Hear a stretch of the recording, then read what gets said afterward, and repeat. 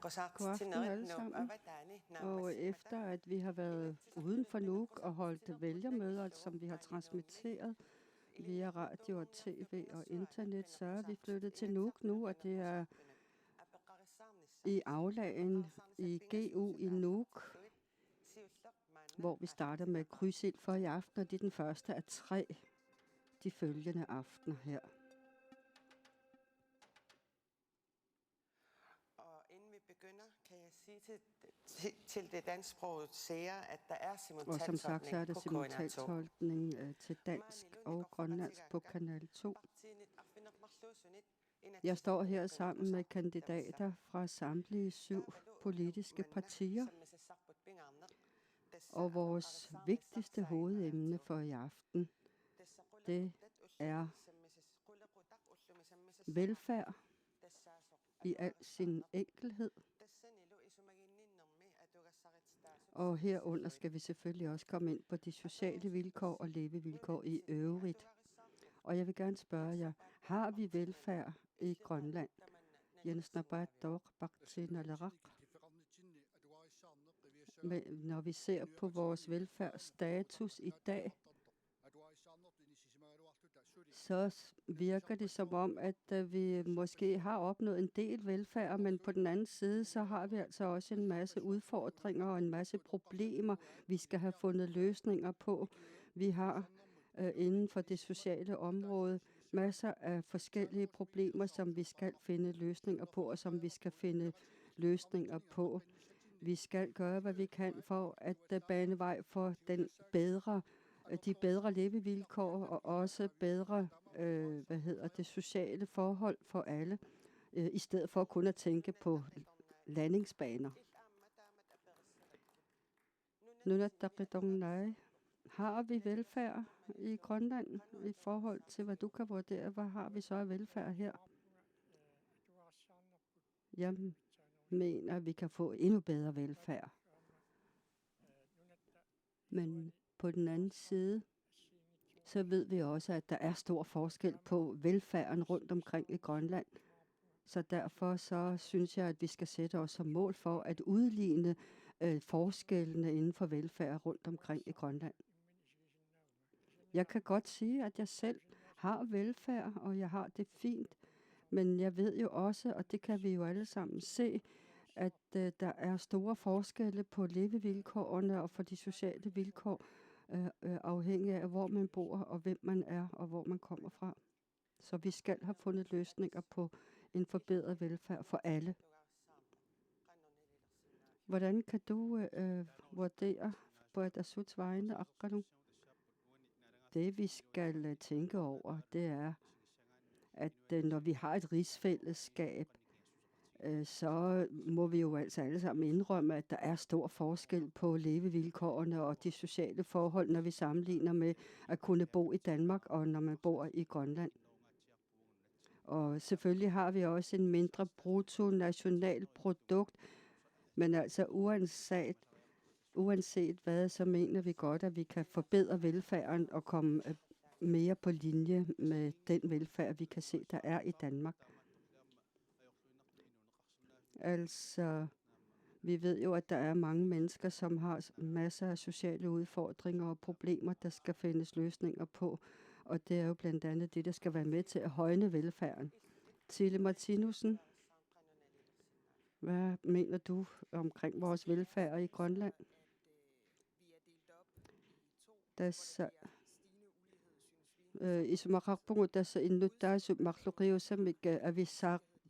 Avisarlutik inisissimadersimasut tässä inupassuit adungarliutiqarput ajornartorsiutiqarput ilaatigut inuit innarluutiqartusoorlu assiingittutigu ikiorneqartariaqartut isigivakka aamma allat eqqaasinnaavagut tässä ilaatiguaama innutaasuaqornan atungarissaarluartoruissuarnik inoqateqarpungut tässä oqarsinnaavungut atungarissaarn atuuppoq kisianni inunnu ilaannaanut atuuppoq kisianni kingumut qiviarut tasoorunalimi pissutti pitaanerulersimapput kisianni taamaattorli atungarissaarluartu peqara inoqaraluarluta atungarissaarluartuni kisianni aama piitsuussutsimik atungaqartuni inoqateqarpungut.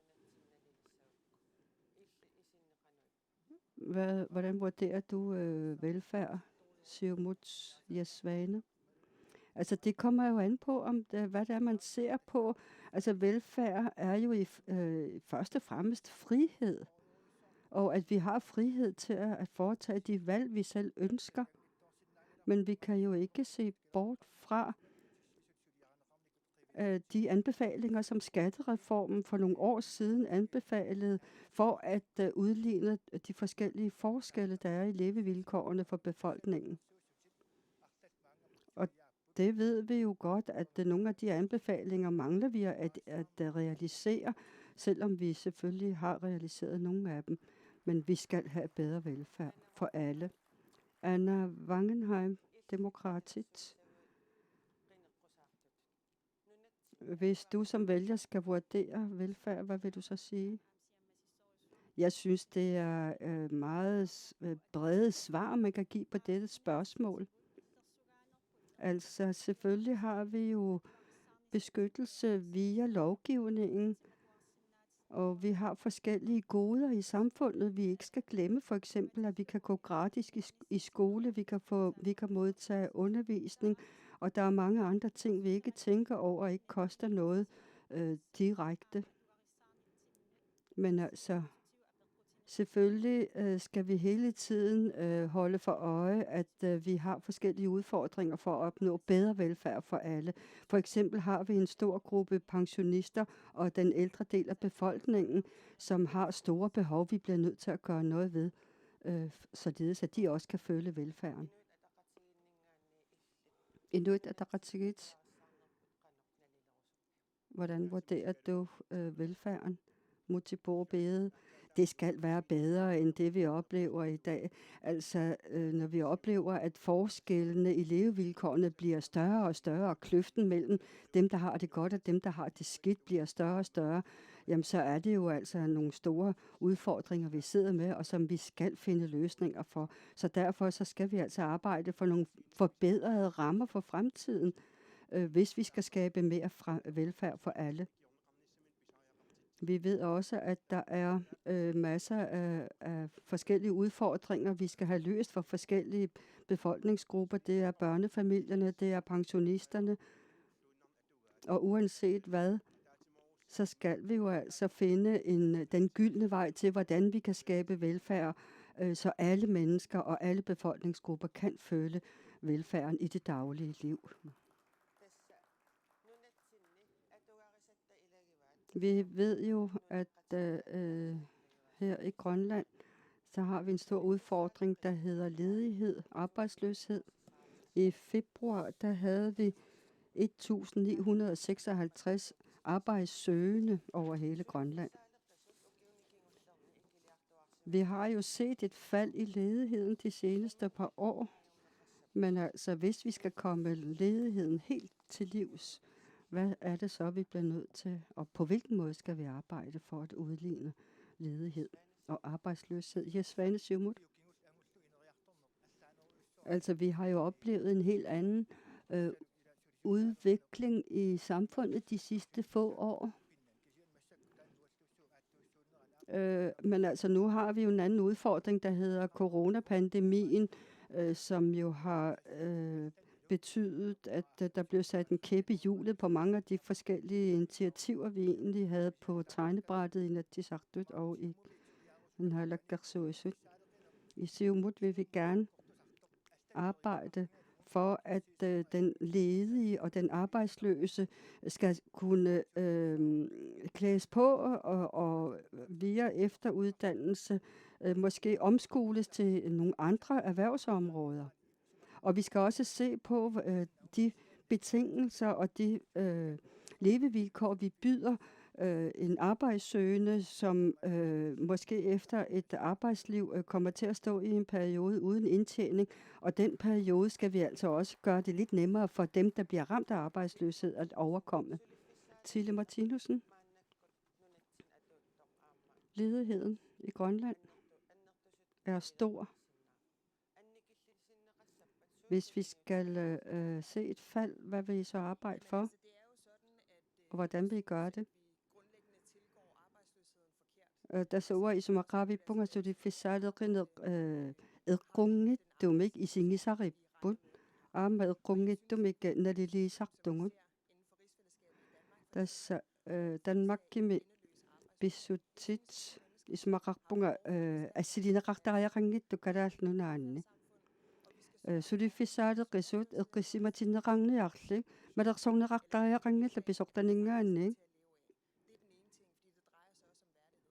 tässä innuttu ataqqinaateqarneq taanna uani pingaarutileruissuu isikissallugu aamma imaattussaangilaq soorlu suliffissaaleqigaanni taava aapparisap isertitaa isumalluutigisariaqartut naamik аллатут илиортариақарпугут питсаанерусумик илиусеқарсинаасариақарпугут таавалу аама акилераарусертариаасерпа аама қивиарнеқарсинаавоқ Anne Wangenheim, hvad vil I arbejde for hos demokraterne? Det, der er vigtigt at sige, er, at vi skal se på dem, der bliver færdige i folkeskolen. Vi skal starte allerede med dem, der går i folkeskolen. Det skal ikke være sådan, at når man bliver færdig med folkeskolen, at man så ikke ved, hvad man skal. Det skal være sådan, at man har en handleplan, når man bliver færdig med folkeskolen, så den unge ved, hvilken vej der skal gås bagefter.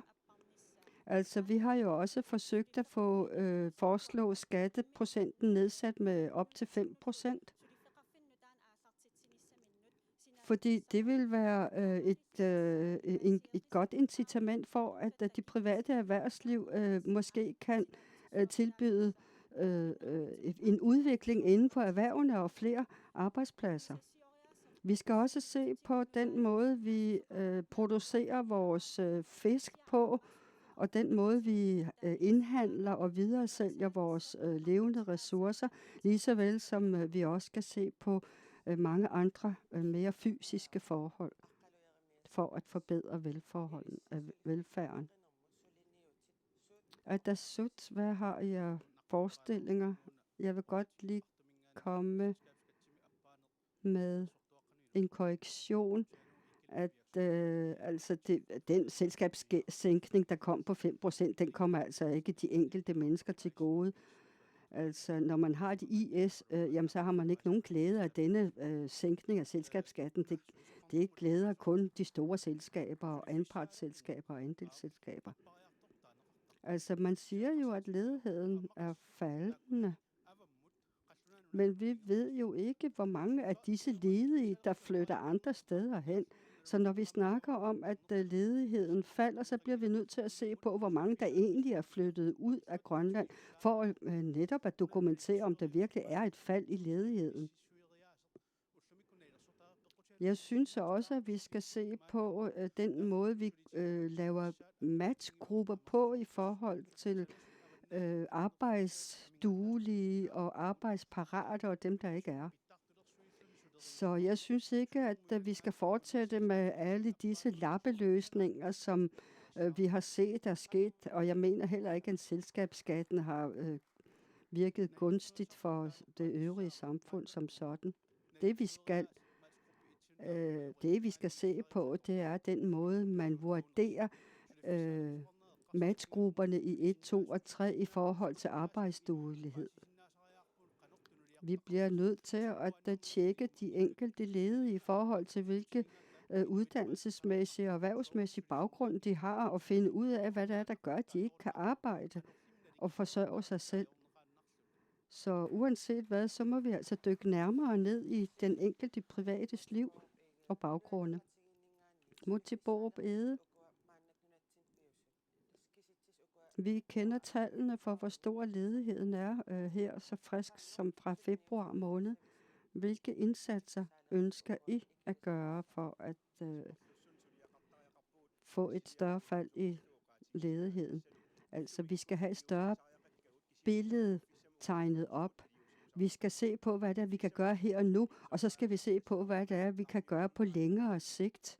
Og også i forhold til, hvilke ting vi kan forestille os, der kan blive iværksat i forhold til folkeskoletiden og efter en folkeskoletid, således at man også kan støtte op om den unge, men også vedkommendes familie i forhold til at kunne foretage de forskellige valg, der skal til og eliminere de forskellige udfordringer, der måske kan være en hindring for den unge eller familien at tage sådan et valg. Vi skal huske på, at vi også har et arbejdsmarked, hvor vi sender folk på ledighed i dele af året, mens vi nogle dele af året, jamen der har vi fuldt tryk på al arbejdskraft. Og derfor så skal vi også være bedre til at koordinere arbejdet året rundt.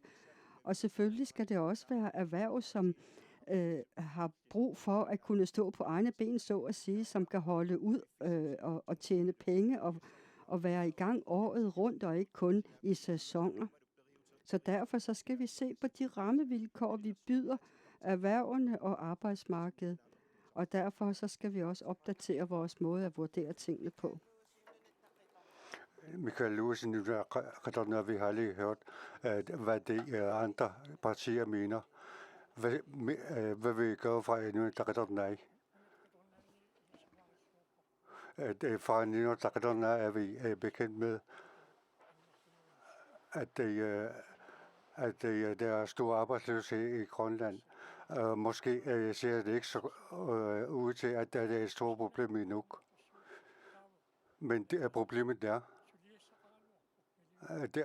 der er mange arbejder til masser af millioner kroner, men arbejdsgiverne og andre og på grund af deres uvidende, er der måske mange arbejder, der ikke går i gang, og at vi mangler kurser og uddannelse. I Tasiilaq har jeg lagt mærke til, at det bygger mange hytter til turisterne. Men en del af Tasiilaq, Nabaut,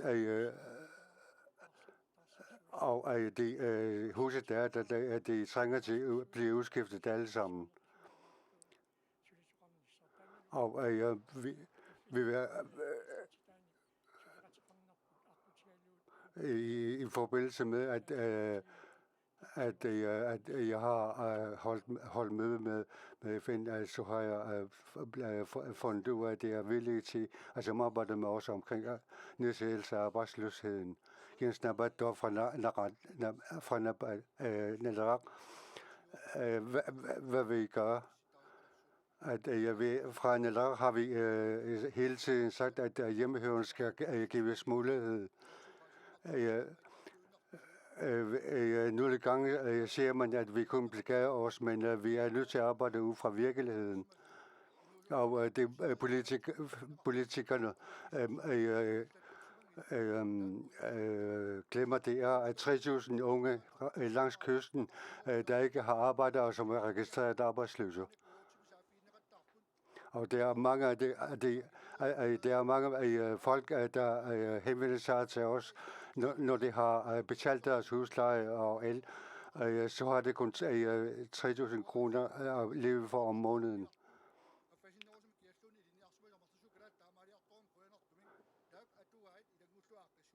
De lavtlønnedes vilkår kan vi også forbedre.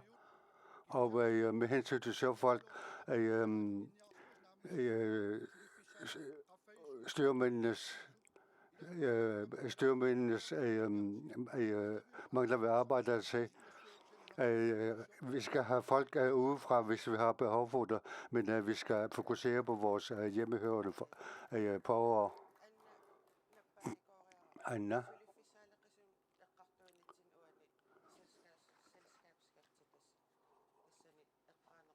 Men der blev nævnt selskabsskatten, og som ikke er egen til Grønland. Jeg skal sige, det er, at de forskellige fradrag, vi har, skal vi også se på. Og det er uregistrerede 3.000 unge, og fra det offentlige, fra myndighedernes side, er man nødt til at finde dem, fordi at vi skal sikre, at de ældre skal have bedre forhold, så kan vi ikke komme udenom, at de kommer på arbejde. Siumut har været ledende i det sidste år, og det siger, at man har glemt det ældre.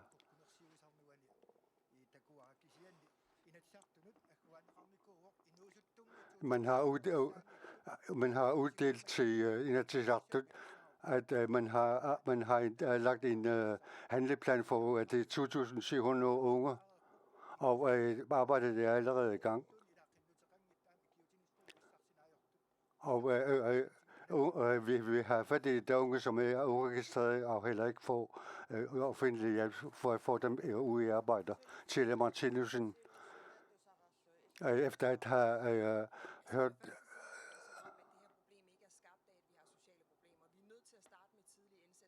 der syvende illusionen er der til sig rapport abatut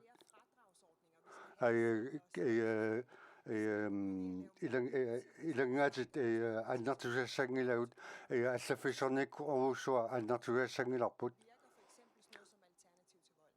der er der sorlu nagusartarnermut allatu illiusissaq der er amasul sulfarafu fedt utaqfaaqissaukit taavulassa kaimissuuseqart tisuqartariaqarpoq pillaasuqassangilaq inuissuillarsinniarlugut multiple som det næste. Vi har lige hørt, at de andre partiers forslag. Hvad er den reaktion? Vi skal have plads til alle meninger, og så samle meningerne sammen. Det vi har brug for nu, det er, at på tværs af valgperioden, så er der andre store arbejder, vi er nødt til at arbejde om. Det er sociale område, det er arbejdsløshedsproblematikken. Vi kan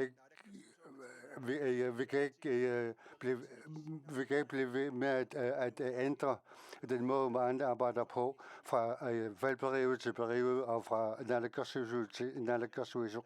Derved bliver vælgerne kun usikre på, hvad der vil ske. Så befolkningen har brug for, at vi samarbejder omkring løsninger af sådanne problemer. Nej. Det er nu, der foreslår,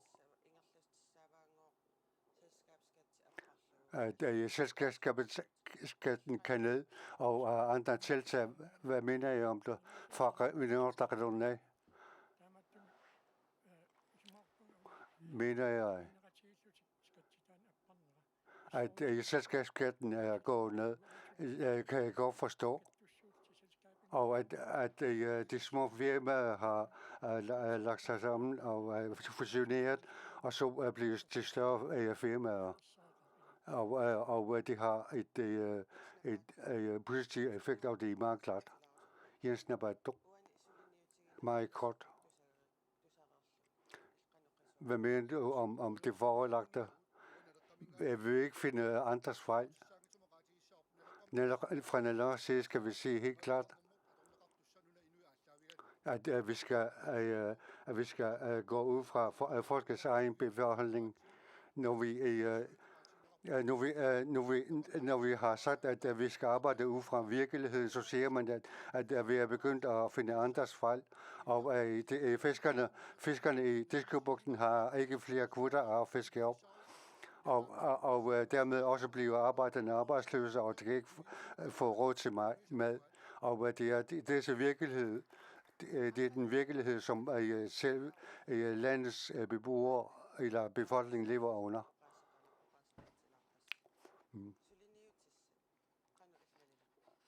At det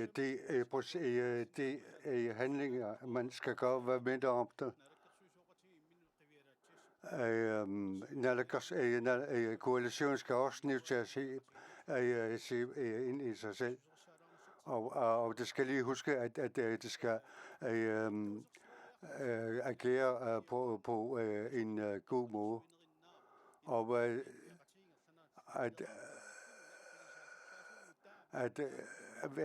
Det vi skal frem til, det er, at vi skal lette skattetrykket, i stedet for at sætte belaster på hele tiden.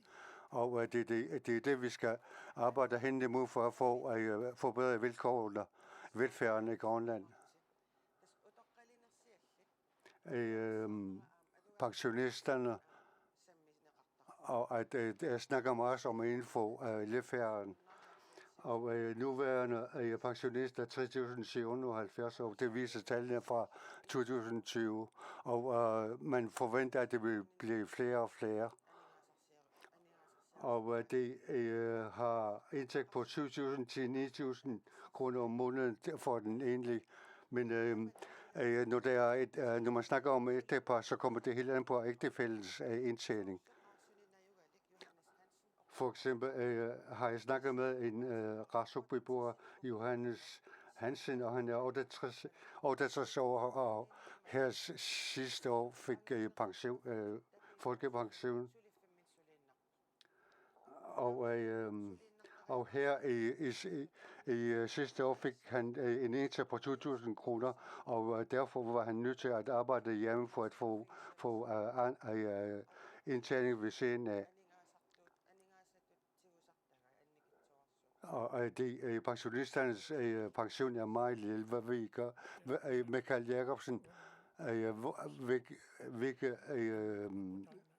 forslag har du til det? Jeg er selv pensionist. At vi kan aldrig blive tilfreds med, at med så lille pension vi har. Vi er også mennesker. Og vi forventer også, at vi skal blive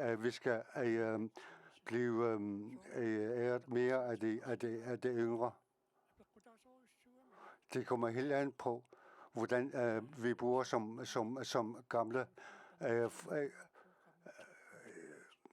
Før til boede jeg ringer på til 13.000 om måneden, og så arbejdede vi lang tid for at have et billigere bolig, og vi lykkedes med at få en lejlighed til 4.500 kroner. Og så man kan tænke på, at hver andre pensionister hvor dårlige forhold de lever under. Og på grund af, at vi fik billigere husleje, så har vi kun klaret os bedre. Og at man skal ikke forgæves give os nogle forhåbninger, og jeg tror heller ikke på, at vi ikke skal betale skat mere. Pensionen er meget lille. Hvad skal vi gøre? Vi har ellers gjort noget. Og vi har fremsat forslag i Inatsisartut, at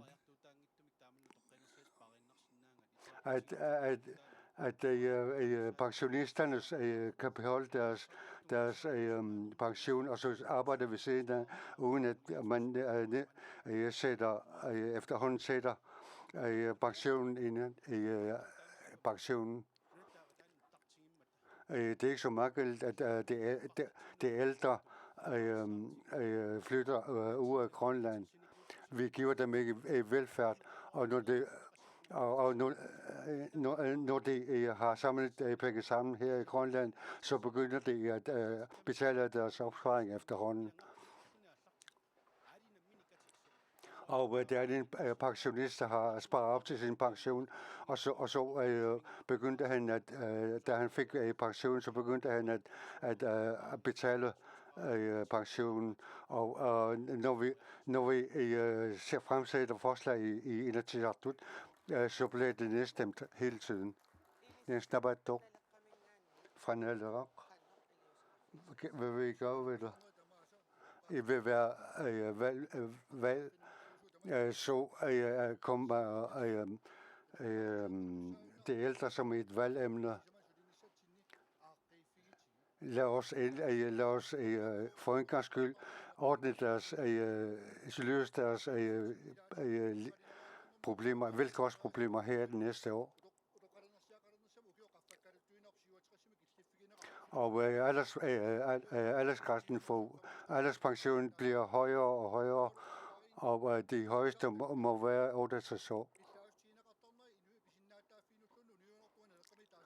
Og for den siger vi, at når man begynder at tage deres noget fra deres pension, det er,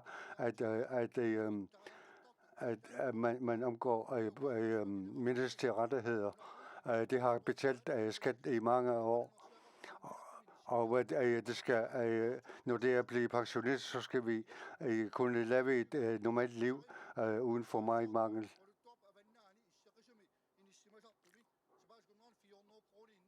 Og der fortæller ham i Nordgrønlands, hvor der er mange pensionister, der kun har 400 kroner om ugen at leve for, og varerne bliver dyrere. Er det ikke på tide, at man får et roligt pensionistliv? I Mabuk, Baisaya Rababut, Baisaya Rababut, Sortuama, Mitafison, Agisarabut, der er man udokkandet i Agisarabut, Rabut, der er man suama Bifisem, Akasim Sulia, Anatum Sulia Sarabut. Tässä Timisannarannaajorput udokkaat tässä kiutin adoptonin pisarsinnaangillat tässä ajortoruussuuput ullamikku pissutsit taamatut ingerlaanersinnaangilagut tässä siulta sumaginikuugat nutaalianik ullamikkut adoptorissaarnikkut aamoqatiginiarpara polisikring qasaatigalugu der kunne polisikring mik pisariaqartivissut pissars taakkuninga pissarsariaqartoq utoqqaalluni ullamik kalaalaminernik pisinissamut akissarangil tamatnal eqqorsinnaangilaq taama adatavut kivitsisariaqarpugut taavalu piginnaasini sulisuqarnissa aama isumagisariaqarpop tassunga taamaama tassiunissatsin pitsanuursum ingerlarinnaalissagut at aqqa qanu takku hvis vi snakker om det Anna at hvis jeg skal lige sige, at det er demokraterne, der lægger vægt på personlig frihed. Hvis vi skal have ministerrettigheder, så skal man gå væk fra, at man nedsætter en pensionist, når den ægtefællen har arbejdet med hensyn til forhøjelse af pensionen. Før vi har sagt, har man før i tiden løst disse problemer på en forkert måde. Og derved rammer det det ældre skævt. Og det er derfor, vi er nødt til at have en ældrepolitik, en holdbar ældrepolitik. Og ikke mindst på væk i Grønland. På væk i Grønland, de forlader Grønland, når det bliver ældre. Og på tværs af kommunerne, så er man også nødt til at samarbejde for at sikre, at de ældre får bedre forhold og vilkår. Multiple. Hvad vil I arbejde med i det her tilfælde? Bedstefar og bedstemor skal kunne blive ældre og sammen med deres børnebørn her i landet. Og det er nok med, at man fremlægger valgprogrammer, som ikke er holdbare, så vi kan se, at der er mange ældre flytter til Danmark for et bedre liv.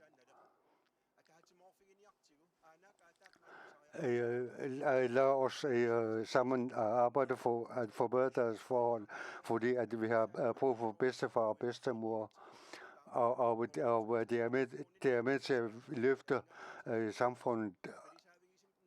Så hvis vi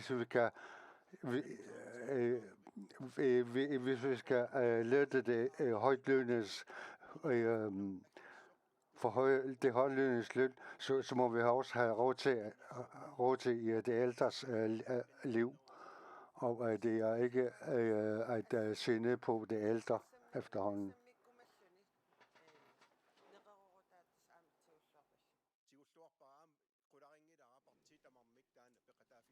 Ja, jeg er helt sikker på, at pensionister skal have forbedret vilkår. Det er vi alle sammen enige om i partierne. Jes Svane, i Siumut, hvad vil I gøre for at forbedre det for ældre? Først så må jeg sige, at landet bliver ledet via lovgivningen.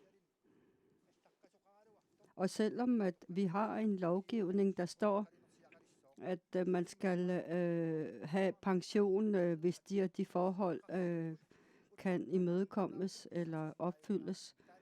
Og så har vi altså også nogle udfordringer i forhold til, at vi har en ordning i dag, hvor pensionister, som er samboende eller som er gifte, at deres økonomi skal være afhængig af hinanden, og i forhold til, om man kan få en fuld pension for den anden partner.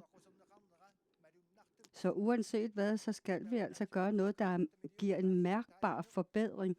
Altså Inuit Ataqatigiit var jo inde på at nævne, at vi har et efterslæb på 26 millioner kroner i forhold til at få forbedret vores pensioner rundt omkring i hele landet.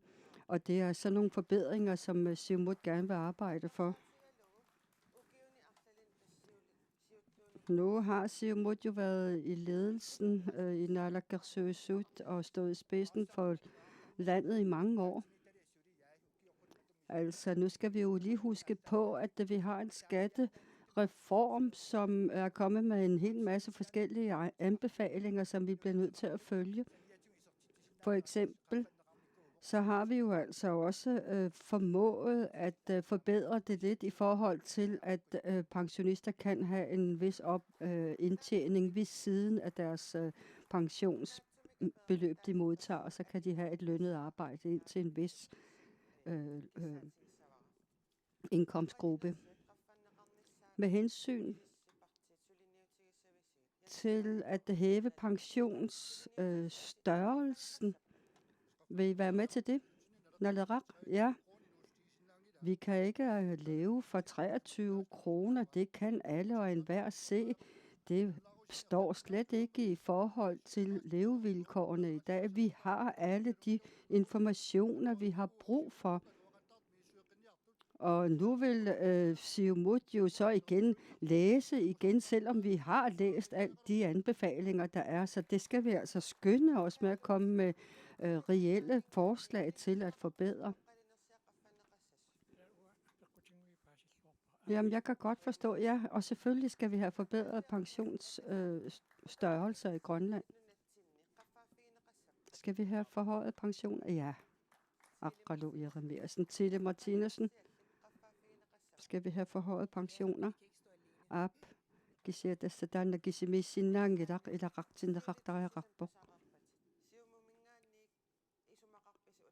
Yes, Svane. Selvfølgelig skal vi have forbedret pensionsforhold, men vi ved også, at der er en masse forskellige forhindringer, vi skal have fjernet, således at pensionister virkelig kan mærke forbedringerne. Anne Wangenheim, Demokratit, vil arbejde for at forbedre pensionsforhold. Ja, selvfølgelig skal vi gøre, hvad vi kan for at forbedre den pensionsstørrelse, som bliver udbetalt, men vi skal også se på andre forhold, der berører pensionsstørrelsen. Ja, selvfølgelig skal vi have forbedret pensionsforhold. Og her er et stykke papir, hvor man fra Naalakkersuisuts side har vendt tommelfingeren ned på det her forslag, som ellers skulle imødekomme forbedret pensionsforhold. Så selvfølgelig skal vi arbejde for forbedrede pensioner. Vi skal videre til det næste emne, nemlig førtidspensionsområdet. Emilie Lange har været førtidspensionist siden 2010, og vi har nu en video, vi vil vise.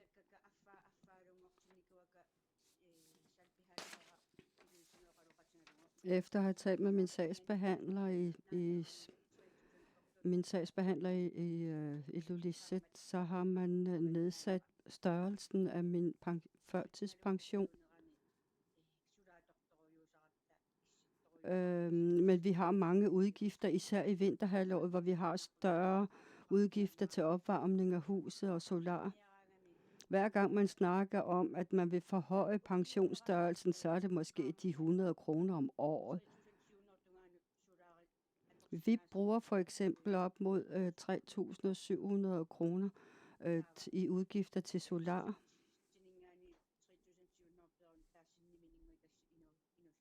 Og det betyder jo altså så, at vi har meget lidt at leve for resten af måneden.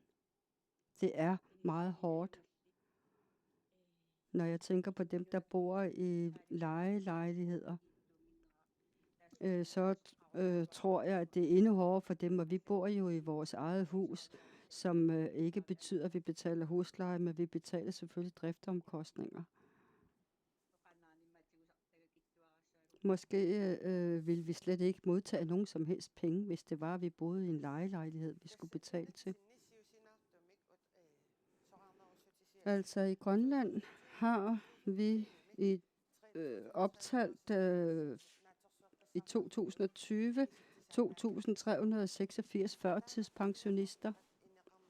Og nu har vi jo så hørt, hvor udfordrende det overhovedet er at få det hele til at hænge sammen. Især når vi tænker på, at priserne til husleje og til fødevarer og mange andre ting hele tiden bliver dyrere og dyrere. Så derfor så er der jo mange, der ønsker, at pensionsstørrelsen skal være højere. Til Martinussen. Das eqqarsaatigissuaq put aningaassaatigut tas amerlasorpassuit Danmark kimingaani tapisutitut apuuttarputak atortarpagut. Kisianniarmat qaamassuarput ukiunitsi vani foorutungaanut inui atugaatigut illuamik suliniuteqarsimanggilangut.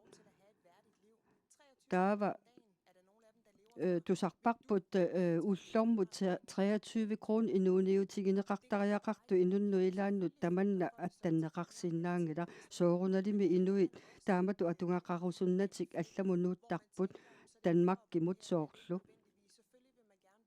Soorunalimi nunatsinninnajuaqaannarusuttarpu aamma inuit kisianni арлаатигут qaffaaффигисариақарпагут утоққалинерсиаллит ималунни сиусинаартум утоққалинерсиутеқартут.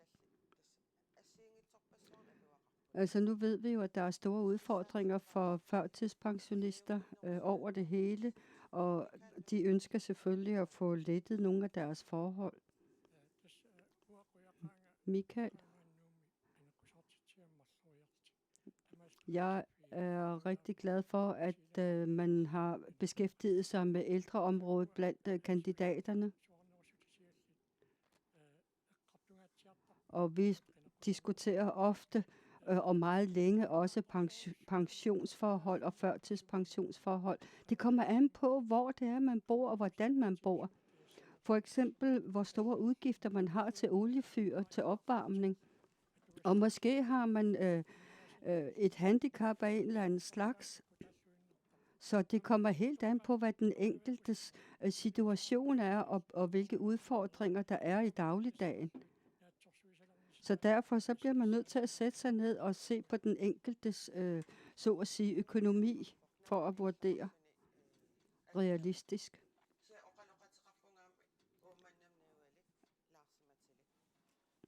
Lars bor i Uummannaq, og han har 1.000 kroner at leve for, når han har betalt alle udgifter, og hvor datteren betaler huslejen.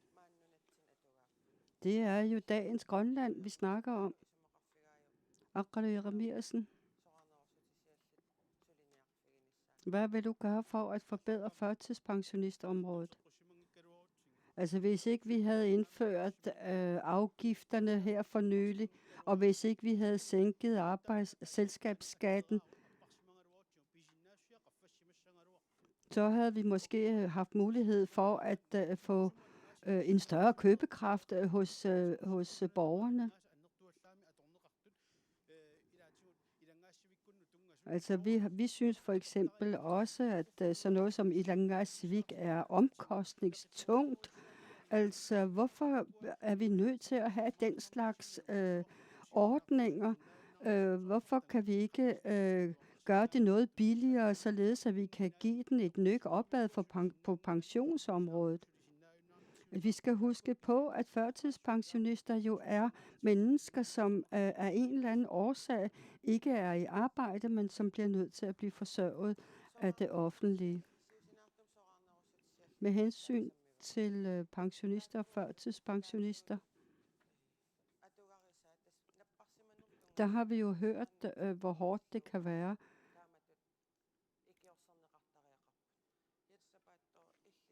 Men altså, Jens Nabator, hvad vil du gøre for at forbedre førtidspensionernes forhold? Altså, vi skal huske på, at vi jo giver førtidspensionen som en slags sutteklud, eller som en hjælp til den, der ikke selv kan. Altså, vi synes jo, at forholdet mellem selvstyret og kommunerne står i et skævt balanceforhold, fordi hver gang vi laver en ny lovgivning, som vi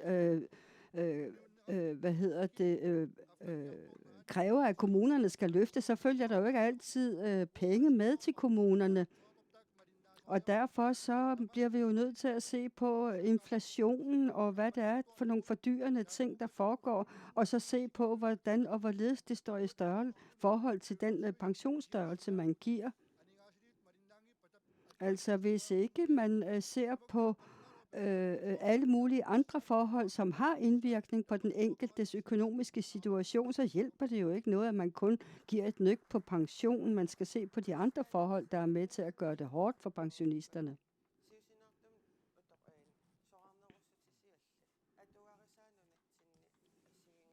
Vi har forskellige forhold. Vi byder vores pensionister rundt omkring i Grønland, men også førtidspensionister har forskellige forhold. Når du har hørt, at mennesker skal overleve for 1.000 kroner om måneden, hvad vil du så gøre? Altså, vi er enige om, at vi skal have en reform på det her område.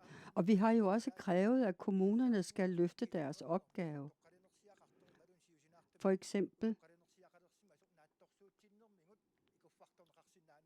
eksempel, at kommunerne selvfølgelig skal lave deres budgetter i forhold til, hvor mange pensionister og førtidspensionister de eventuelt har. Vi har jo set, hvordan man har forbedret inden for de forskellige tilskud, man kan få fra det offentlige, for eksempel boligsikring og flere andre ting. Men altså uanset hvad, så må den der borger, som føler, at vedkommende ikke får det, som han eller hun skal, gå til kommunen og vise, at man har betalt alle de her udgifter, og der ikke er noget at leve for og købe mad for resten af måneden. Og det bliver man altså nødt til, fordi uanset hvad, så har vi jo alle sammen et ansvar for, at de forskellige tiltag, vi gør, også hænger sammen, og ikke kommer til at gå for meget ud over den enkelte. Vi ved også, at for eksempel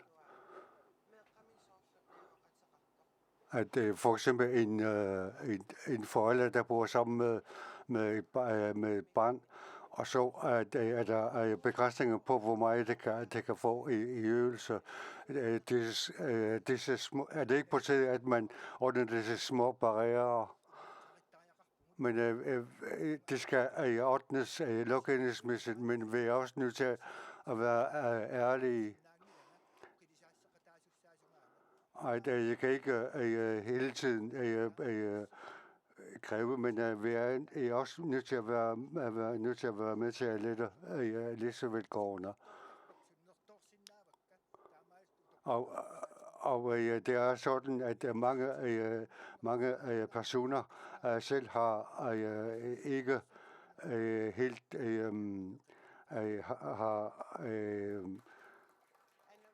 lever på den måde, at de giver andre mennesker dårlige indflydelse, at de har dårlige indflydelse. Andre mange ham. Der er meget små indtægter for, eller øvelser til førtidspensionisterne. Hvad vil I gøre? Vi skal selvfølgelig arbejde for at forbedre det. At du siger, at vi vil vaske hænder, sådan er ikke forholdene. Vi er her for at finde løsninger, og jeg synes, det er vigtigt, at kommunikere det ud til borgerne fra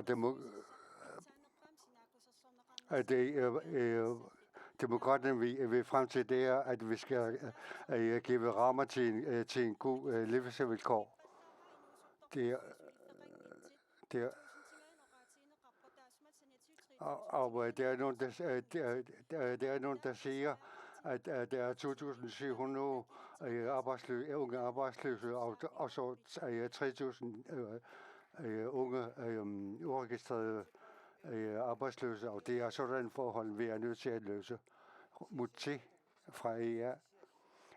Førtidspensionisternes vilkår har vi lige hørt. Er det ikke på tide, at det bliver hjulpet? Det er på tide nu. Det er med i livet her i Grønland, og det har været med til at løfte Grønland også. Og det har brug for omsorg fra samfundet.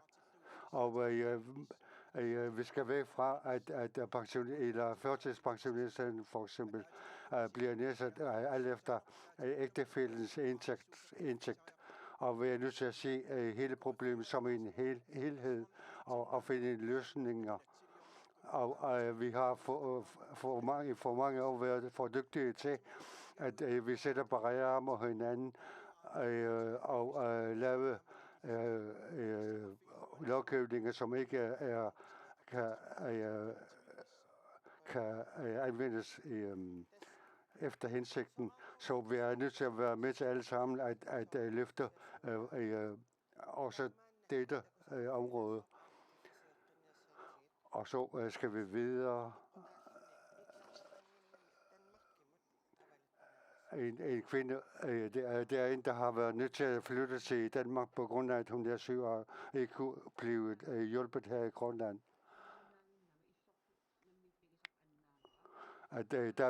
Jeg blev syg, og da jeg ikke kunne arbejde mere, kunne vi ikke beholde vores hus. Og jeg bad om hjælp fra kommunen, men jeg blev ikke hjulpet. Og så blev vi hjemløse.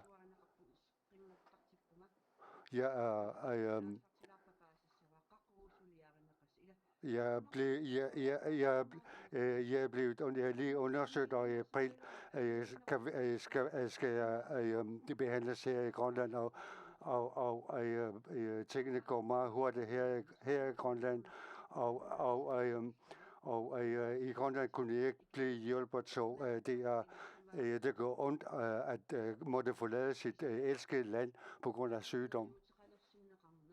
Når man ser på en, der er en værdifuld menneske, og men selvom jeg har det ondt i kroppen, så er det sådan, at jeg kan vågne hver morgen og så vide, at jeg kan blive hjulpet, og jeg er ikke den eneste. Hvert år flytter omkring 1.200 til 1.500 fra landet, og 900 til 1.000 kroner kommer så tilbage. Og det vil sige, at omkring 325, vi bliver omkring 300 til 500 færre her i Grønland, vil vi løse dette problem. Til Martiniusen. Ja, man kan konstatere, at det er rigtig, rigtig dyrt at blive syg eller komme uden for arbejdsmarkedet. Tässä ilmoitan yleensä ne passamelarana kisaro suunnau. Tavalu imaqama tanmakkimut katorsaatikiartorsinnaamu asasaqnassars ingallaqatigisinnaanaga kommunit oqartoqarsinnarsinnaangala kommunit nammasortillu oqartustamana kiussaafigigat ikioqatigiinnarsinnaangilagagut taa arnaq krafteqalersimasoq ilumorsinnaangala tanmakkimut unuttariaqassasa tariaqarnera tavallis illorfimaama naapinnikua taasaq tiiminik isumassorneqarfun samanik pisinnaangitsorluunniit oqaantartoqarsinnaangila kommunit nammasorluuqartugina tisuulluunniit pisuustigigat sulistigisariarpu tamakkuaaqqannissa tavalu suliamik ingerlatilluarsinnaalerta taudassa imaat taamatu ingerlatinarlunnermi imiin toquttoqa amarlappu tavalu ama nunaamlallum nuutoqartariaqarlun taamaam pissuus tamakkua mumisittariaqarput napaattoq det vi kan efter det kan se af det vi har hørt lige før og velfærd er så ringe her i Grønland, at der er nogle personer, der er nødt til at flytte til udlandet. Vi har velfærd har vi ellers som overskrift. Folk, der har folk, der har arbejdet i mange år, som bliver blevet fysisk svækket, kan ikke hjælpes med, og vi er nået til et punkt, som vi ikke kan acceptere.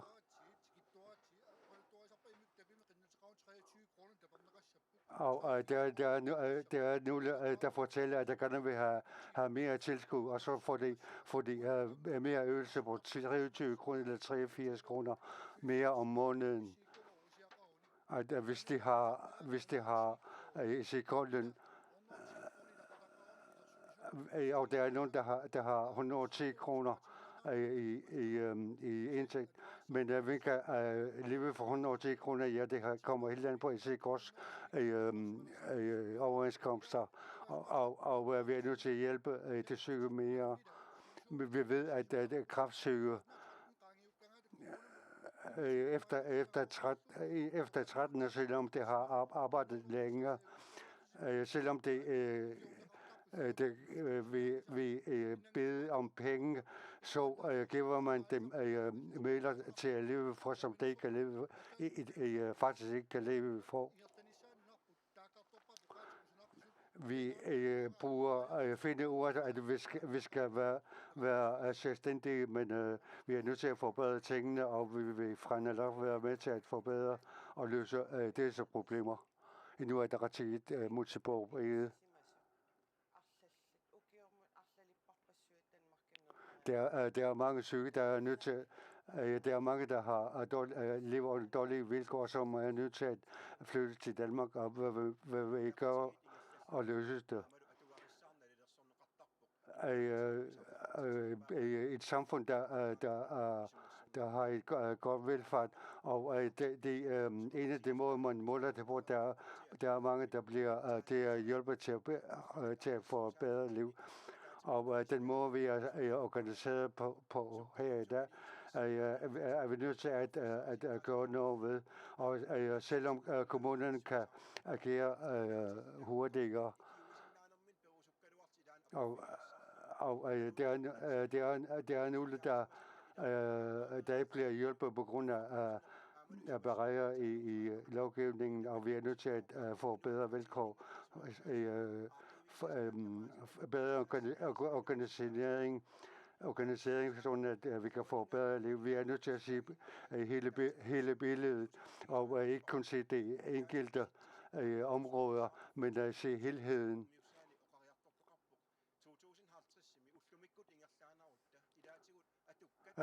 Her sidste under en rapport, når vi kommer til 2050, at vi vil blive under 50.000, der bor her i Grønland, og vi er nødt til at blive her i Grønland, sådan at vi kan hjælpe dem, der har behov for omsorg. Og for at sikre, at det bliver her i landet, Vangenham. du har førtidspensionister og alderspensionister lever under dårlige forhold, og ligesom BG, som flytter til Danmark. Hvordan vi løse det? Jeg synes, at vi er nødt til at kende noget. Vi laver love, som ser fine ud, og som vi bruger at ser fine ud. Jeg kan godt forstå, at der er nogen, der flytter ud af Grønland på grund af, at der er nogen, der føler sig taget ved næsen.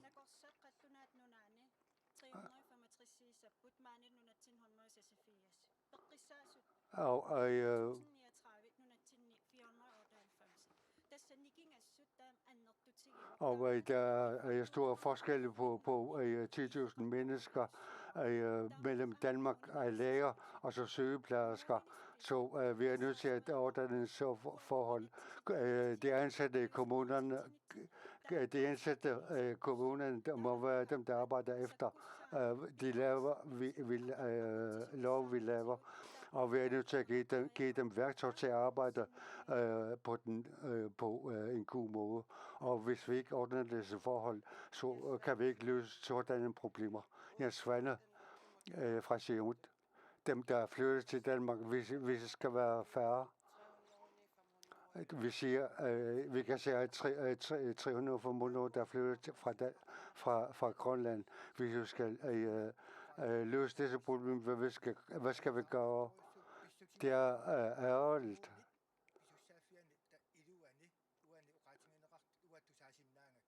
At man snakker om kommunernes ansvar. Jeg ved ikke, om det vi laver, de lov vi laver, bevirker nogle barrierer ude i kommunerne. Og hvis der er nogen, der føler sig behandlet på en forkert måde, så er vi nødt til at forbedre tingene her i dag. Og den nærmeste familie er også dem, der behandler det syge. Så vi har et arbejde at gøre, og vi er nødt til at snakke mere om, hvorfor der er så mange, der flytter fra Grønland. Og vi kan ikke se bort fra, at livet i Grønland kan være hårdt, men vi er også nødt til at se på, at vi har lavet lov for at hjælpe dem, der har behov for hjælp. Og Birgit har nødt til at flytte fra Grønland på grund af sygdom, på grund af, at hun ikke kan blive hjulpet her i Grønland. Hvad vil jeg gøre fra i Grønland? Jeg synes, at vi skal sige undskyld til disse mennesker.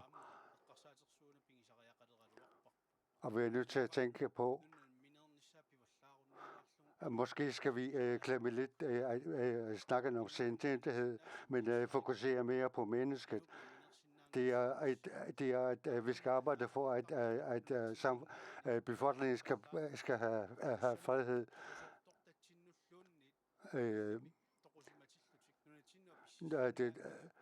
De døde, som er døde i andre lande, kan vi ikke få tilbage til Grønland. Det er sådan, vi vil arbejde for befolkningen. Vi er blevet dygtige til at sætte barrierer op, i stedet for at løse problemerne. Vi er nødt til at komme frem til, at inden for rigsfællesskabet, at vi har lige vilkår. Og vi har også sagt, at sundhedsvæsenet skal tilbage til staten, på grund af, at mennesket er det vigtigste, og det er mennesket, der skal være i centrum. Efter at have set begge, hvad vil I gøre fra nu, der kan du nej? Jeg har set begge fortælle dette, og jeg har tænkt over det. Jeg har boet i Danmark i 16 år, og jeg har været nødt til Jeg var nødt til at bo i Danmark i 16 år på grund af hjertefejl. Jeg ved, hvor dyrt det er, hvis begge ønsker. Vi snakker om her i aften, hvad man kan gøre for at løfte velfærd. Specielt pengene, når vi kan kun tænke på Sydgrønland. Der har vi smidt 1,5 millioner kroner og bare smidt dem væk. Lad os sige til os selv, vi har ikke råd.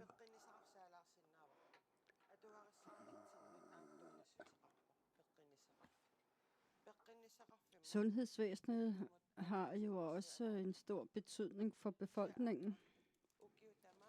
Vi bruger 1,5 milliarder kroner til at have vores sundhedsvæsen. Og vi bruger op mod 100 millioner kroner hvert eneste år på patientrejser og evakueringer. Så derfor ser det ud som om, at sundhedsvæsenet også trænger til nytænkning eller en reform. Hvad er det, vi skal gøre for at få et sundt sundhedsvæsen? Anna Wangenheim. Altså, når vi snakker sundhedsvæsen, så tror vi jo hvert eneste år, at det pengene, vi lægger til side hvert eneste år i finansloven, er tilstrækkelige. Det skal vi holde op med at tro på, fordi vi ved jo ikke, hvordan og hvorledes året ser ud, før det er gået. Og vi skal også se på for eksempel, hvad det er, folk gør for at forværre deres egen sundhed. For eksempel har vi rigtig mange, der ryger alt for meget. Og på en eller anden måde, så må vi jo altså se på, hvordan og hvorledes vi på en åben måde kan drøfte, hvor det er, folk har et ansvar for deres eget helbred og for deres egen sundhed, og hvornår det er, samfundet skal tage over som sådan. Vi er altså også en knibe i forhold til, hvor meget fagpersonale vi kan få fat på, for eksempel inden for sundhedsvæsenet, læger og sygeplejersker. Vi skal gøre, hvad vi kan for at gøre det nemmere at rekruttere for eksempel ansatte til sundhedsvæsenet og gøre det attraktivt at bo i Grønland og arbejde. Hvis vi skal have en ny reform af sundhedsvæsenet, hvad skal vi så gøre? Tide Martinussen. Tässä inatsisartut ukiutamaavisa aningaasali sarput aningaasaqarnerma inatsimmutungatillungu. Tässä tusartuartarparput sutikutamatikut siaruarner imalunneet ingerlalluarne ingerpissoq kisianni. Taamangilaq tassa uqaasaqartartu assigingittut meeqqa uqaasaqartartu aama innarluutilinnu uqaasaqartartu tamakku uqaasaqartarput assigingittutigut siunersuuteqartarlutik pittangorsaataasinnaassuni tassa uqaatigineqarpoq napparsimaveqarfiu iluani sulissussat атtanнеқааннарнissaanu sulisorineqaannarnissaanut ajornartorsiuteqartungut aamanaammattunik atorfinitsinneqarsinnaassut aama pissarsiarin ajulertarpagut tassa арлаатигут сулиассақарпугут соорлу аама тикерлаат питсаассумик тикиллуаққусаассутут мисигитиннеқарнissaат аама тамактунгаатигу эққарсаатеқартариақарпугут tässä avatanerssut nunatsinni nuannersumik aama tamakkiissumik atuilluartumik inuuneqarnissaan nut ikiuisariaqarpugut aqqaluqiarmiassen atassut.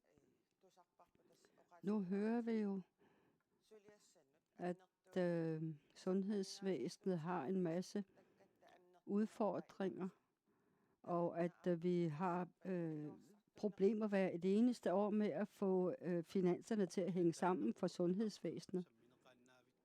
Altså, vi drøfter hele tiden sundhedsvæsen, Og vi har også haft masser af drøftelser og diskussioner og drøftelser i det politiske omkring sundhedsvæsenet. Altså, vi kræver meget af vores sundhedspersonale i dag. Altså, det vigtigste er jo, at vi skal redde liv. Og derfor så søger vi læge, når når det halter med vores helbred. Altså, vi har et sundhedsvæsen, der er sunket i knæ. Og vi skal huske på os, at det ansatte sundhedspersonale jo ikke er overmennesker. De er stadigvæk almindelige mennesker som os alle andre.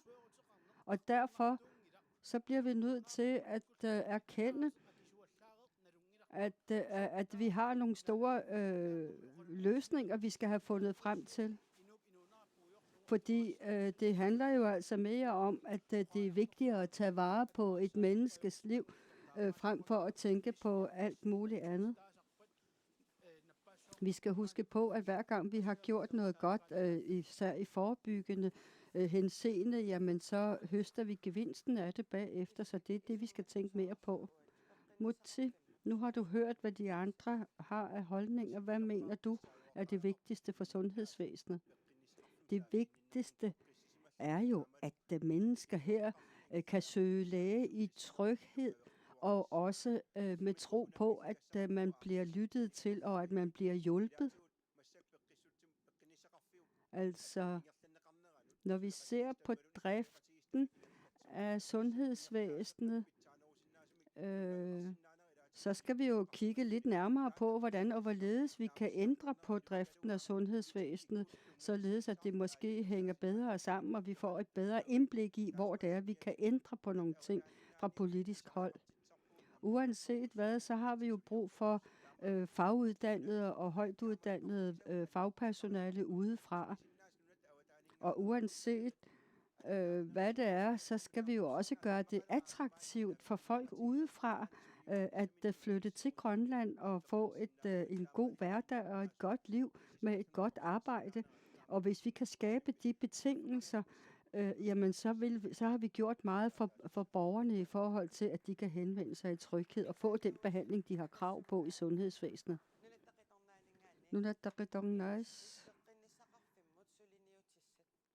Hvilke indsatser vil I gøre for sundhedsvæsenet?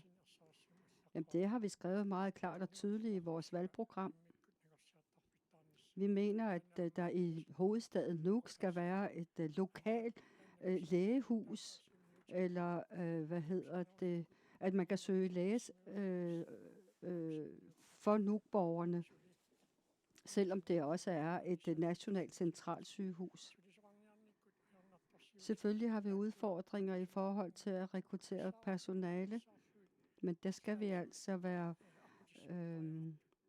vi altså bane vej for at rekruttere flere, der ønsker at komme til Grønland. Vi ved jo, at Danmark, jamen der flyder det jo med sygeplejersker og læger. Men altså, uanset hvad, så må vi jo også selv satse på at få flere uddannede inden for det lægefaglige og inden for medicin og sygeplejersker. Hvad vil man gøre fra Siumuts side, og hvad har I af planer? Det vi ser på fra Siumuts side er, så skal vi jo se på Danmark, fordi det er dem, vi samarbejder med. Men det er også vigtigt at se på andre lande, vi kan samarbejde med. Fordi det kan jo være, at der er lande, som har et overskud af læger, for eksempel.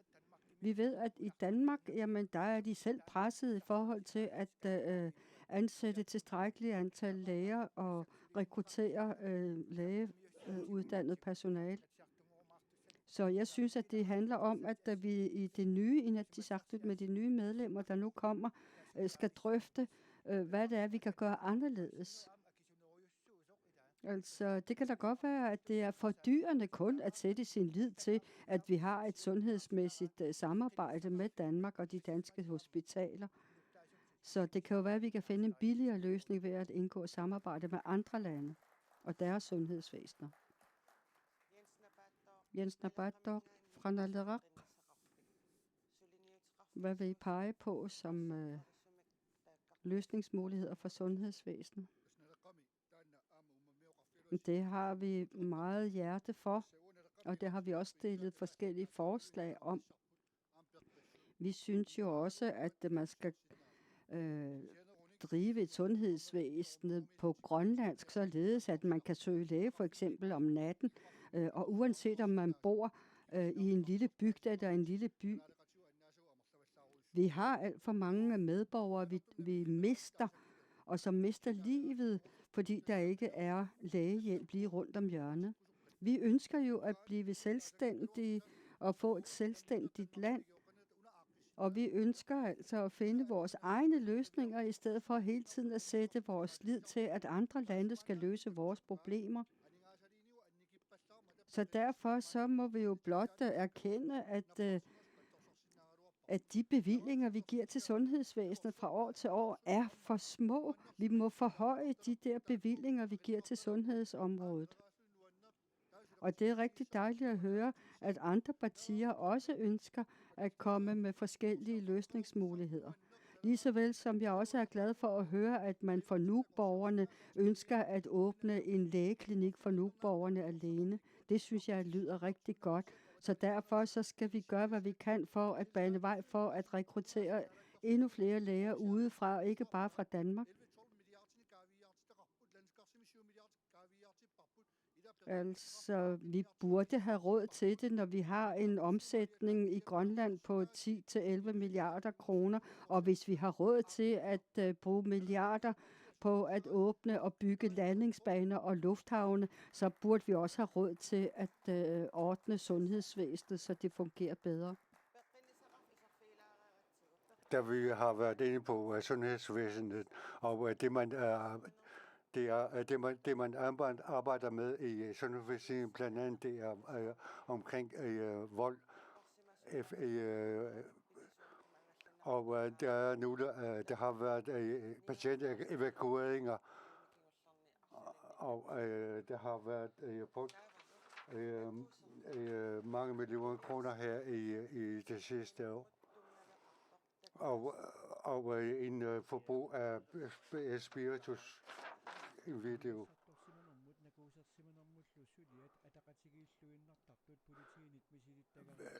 Vi har i politiet erfaring med, at spiritusforbrug og så vold hænger sammen. Det er derfor, at importen, man kan tænke på, at importen af spiritus har en virkning på det, og at dette har virkning på volden også. Og politiet er lige kommet frem med, at 4% af 1394 har der været anmeldelser om vold. Og hvad vil I gøre ved det, Martin? Da man siger sempre nevarsati sautiu, der er das i mat nepassimatan aningasarpasu adortappaut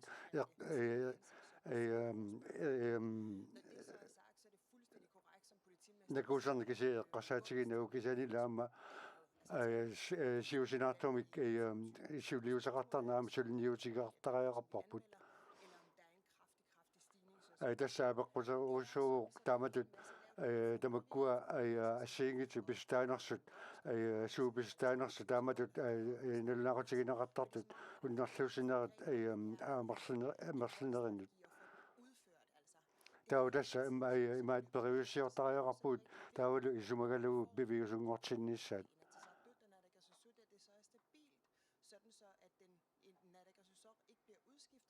der er tässä nalakkarsuiset padeatum ingerlanertariaqarput ungimaangitsoq nalakkarsuiset taarsaqattarneqassat taamammallu iluamik suliama allartisinnaanis taamama tässä imikkortun takuini sukumisumusulniutaqartariaqarput der er tässä utlamikkut aangerlarsumaaqanngitsu taamatu amerltigitigluvit inuttuatukkatsuga atugaaqartilluit aammalu meeqqat taamatu kinguasiutigut amarlati atornarluneqarta amarlatigitilluu tassa taamatu tatsineqarnerit annartusiartortarpu taamaama tamakkua taakkortakak tamasa ikilusinniarlu sulniuteqartariaqarta aqalu Jeremiasen der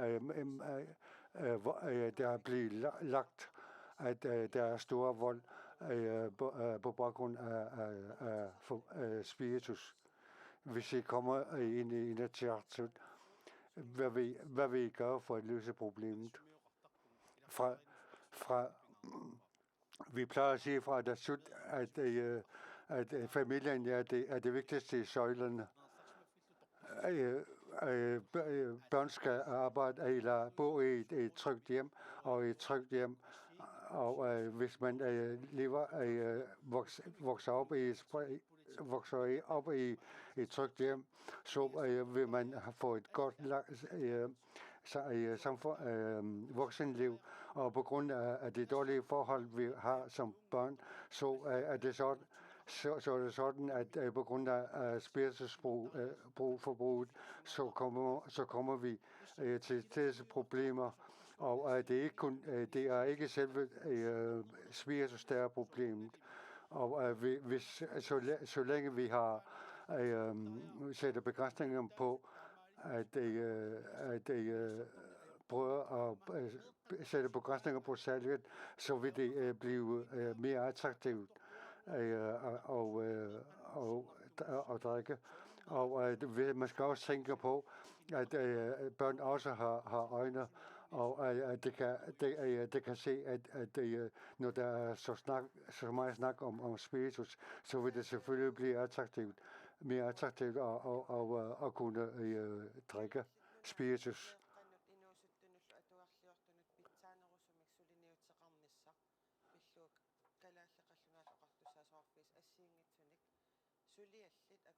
Det er at samarbejde mellem danske og grønlandske myndigheder omkring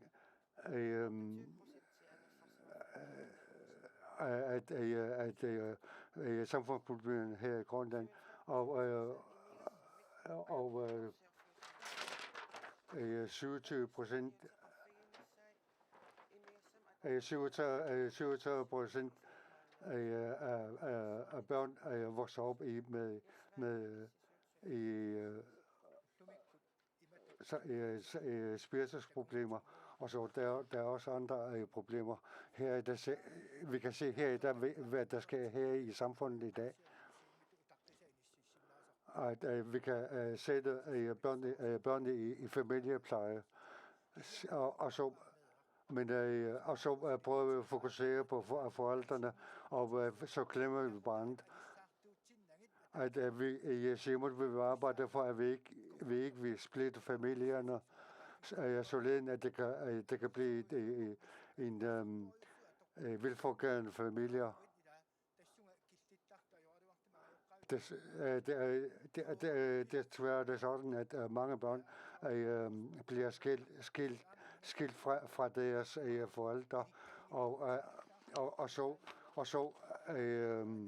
kommer det ud i problemer bagefter, og som voksne begynder at være forbrugere af spiritus. Så vi er nødt til at give kræfter til styrke til familien for at kunne leve et ordentligt liv.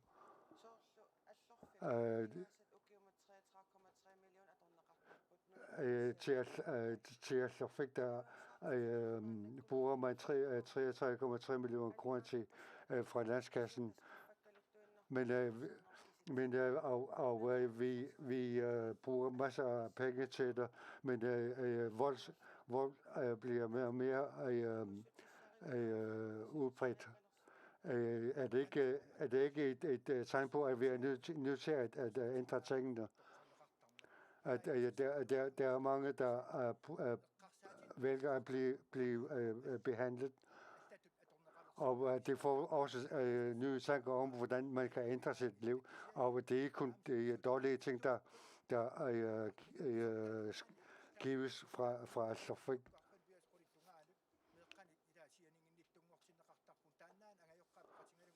Og der er mange, der gives ansvar for børnene fra kl. 8 til 10 om aftenen, og så fra kl. 8 om morgenen til kl. 10 om aftenen, og det er det, vi er nødt til at ændre i samarbejde med børnene. Hvad vi nu der arbejder for at løse problemet. Jeg kender til området problemet indgående, da jeg har været behandlet i mange år. Og jeg har selv været misbruger, og jeg blev hvor jeg blev behandlet. I 1987, der sagde jeg til mig selv, at jeg vil ikke lade mine forældre se på, at jeg drikker. Og i 1993 holdt med at rykke, og 2011 begyndte at dyrke sport på baggrund af, at jeg gerne vil blive 80 år. Jeg er meget åben for, at man får betalt sin behandling. Og midlerne til behandling kan være højere. Men vi skal huske på, at vi har frataget forældrene deres ansvar. Der er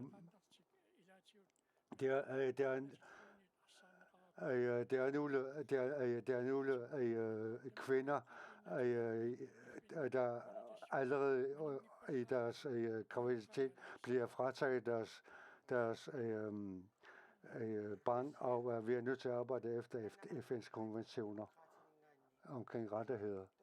Anna Wickenham i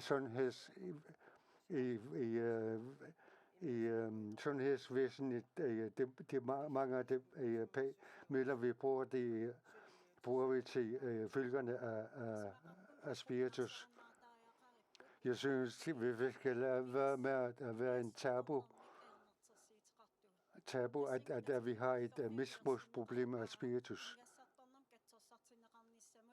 Ja, misbrugsbehandling af spiritus, det skal man bane vejen for. Vi skal åbne vi skal åbne muligheden for at indføre nye behandlingsmetoder, fordi vi er alle forskellige, og vi kan have forskellige behov. Og hvis vi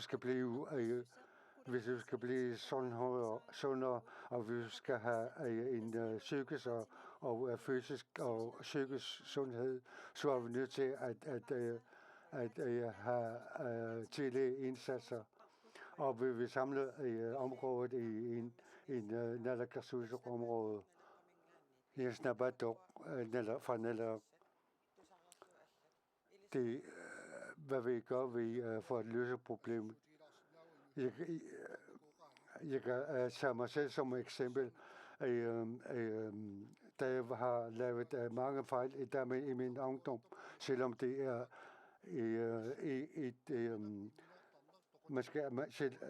selvom man ikke skal give spiritus skylden.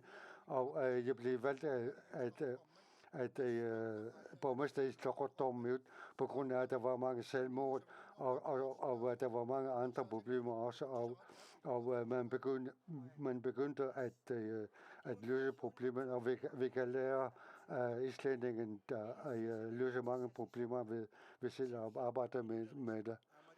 Endnu er der til. Jeg synes, at vi skal takke alle dem, der arbejder med mennesker, fordi at det løfter mig. Vi er nødt til at arbejde med problemerne, og vi skal gøre mere ud af det her teleindsats, og vi gør indsatser for sent, og vi skal til at slutte vores den første spørgetime. Og vi vil fortsætte med debatten her i morgen. Og vi fortsætter i morgen med børn, unge og uddannelse. Og debatten vil blive udsendt fra kl. 19.30 i morgen.